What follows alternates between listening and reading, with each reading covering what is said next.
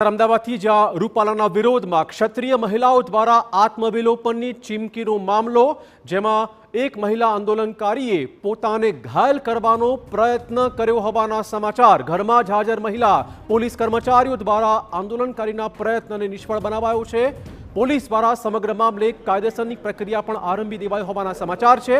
ગઈકાલે આંદોલનકારી મહિલાઓને કરાઈ હતી નજર કેદ। ગઈકાલથી જ આ મહિલાઓ છે નજર કેદ, અને જેમાંથી જ એક મહિલાએ પોતાને ઘાયલ કરવાનો પ્રયત્ન કર્યો છે। હાલમાં પોલીસ તપાસ ચાલુ છે।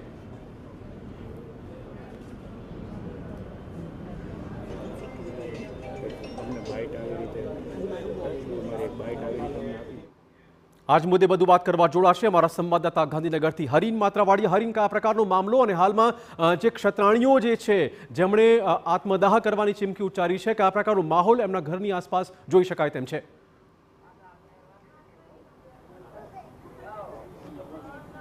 બિલકુલ, હું પહેલાં જ આપના દ્રશ્યો બતાવવા માંગીશ મારી પાછળના, કે અમે એ જગ્યા પર ઉપસ્થિત છે કે જ્યાં ગઈકાલ રાતથી એના જ વહેલી સવારથી જે 5 ક્ષત્રિય મહિલાઓ છે કે જેઓ પોતાના આત્મવિલોપનની તેમણે ચીમકી આપી હતી, તેમણે નક્કી કર્યું હતું, અને તે જ તમામ મહિલાઓ છે તેને વહેલી સવારથી નજરકેદ કરી દેવામાં આવી છે। જોકે 4 વાગ્યાનું અલ્ટિમેટમ હતું, એમનો જે સમય છે તે આજે બપોરના 4 વાગ્યે પૂરો થવાનો હતો, તેના બદલે 5 વાગ્યા છે। પરંતુ હું બહારનો માહોલ બતાવવા માંગીશ કે હવે આ તમામ મહિલાઓ છે તેમની કદાચ તો અટકાયત કરવામાં આવશે અથવા તો મામલતદારને અહીં બોલાવી અને તેમને જામીન છે તે આપવામાં આવશે। આ સૂત્રો પાસેથી માહિતી મળી છે। પરંતુ એ વચ્ચે સૌથી મોટા સમાચાર એ આવી રહ્યા છે કે અંદર જે 5 મહિલાઓ છે તેમની આસપાસ તમામ મહિલા પોલીસ તો ગોઠવાઈ છે, પરંતુ તેમાંની એક મહિલા છે કે જેમણે પણ આત્મવિલોપન કરવા માટે નક્કી કર્યું હતું। તેમણે જે છે ચપ્પુથી તેમના હાથ ઉપર જે છે એટલે કે ઘરમાં જ તેમને જે છે આ જે મહિલા છે તેમણે આપઘાત કરવાનો પ્રયત્ન કર્યો હોય તેવા સમાચાર આવી રહ્યા છે।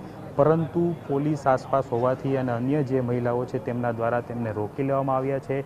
જોકે તેને લઈ અને અહીં ચહલપહલ વધી ગઈ છે। સૌથી વધુ પોલીસ બંદોબસ્ત છે તે પણ અહીં ગોઠવી દેવામાં આવ્યો છે।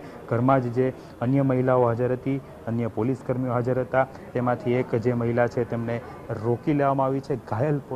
પોતાને ઘાયલ કરવાનો પ્રયત્ન કરવામાં આવ્યો હતો, પરંતુ તેમને રોકી લેવામાં આવે છે, પ્રયાસ નિષ્ફળ બનાવવામાં આવ્યો છે। સૌથી મોટા સમાચાર એ પણ છે કે જે રીતે અલ્ટિમેટમ 4 વાગ્યાનું હતું કે 4 થી 5ની વચ્ચે આ 5 જે મહિલાઓ છે તે કમલમ પહોંચશે અને ત્યાં તેઓ આત્મવિલોપન કરશે, પરંતુ તે પહેલાં જ ગઈકાલ રાતથી જ ચુસ્ત પોલીસ બંદોબસ્ત ગોઠવી દેવામાં આવ્યો હતો। વહેલી સવારથી ક્ષત્રિય સમાજના આગેવાનો, અન્ય મહિલાઓ છે તેમને સમજાવવા માટે આવી હતી કે તેઓ આત્મવિલોપનનો પ્રયાસ ન કરે, પરંતુ જે 5 મહિલાઓ તો તેમના નિર્ણય ઉપર અડગ હતા અને હાલ પણ તેઓ જે રીતના નિર્ણય ઉપર અડગ છે, પરંતુ જે રીતે સમજાવટ કરવામાં આવી રહી છે તેમની જે પ્રક્રિયાના ભાગરૂપે જે છે આ તમામ અત્યારે વિધિ છે તે પણ કરવામાં આવી રહી છે, અને થોડી જ વારમાં હવે પોલીસ છે કયા પ્રકારની એક્શન લેશે તે જોવું રહ્યું છે। ધન્યવાદ હરીન, તમામ જાણકારી બદલ। તો ગાંધીનગરમાં પણ ચુસ્ત પોલીસ બંદોબસ્ત, અને જે ક્ષત્રાણીઓ છે જેમાંથી એક મહિલા આગેવાને પોતાની જાતને જ ઘાયલ કરી હોવાના સમાચાર મળી રહ્યા છે।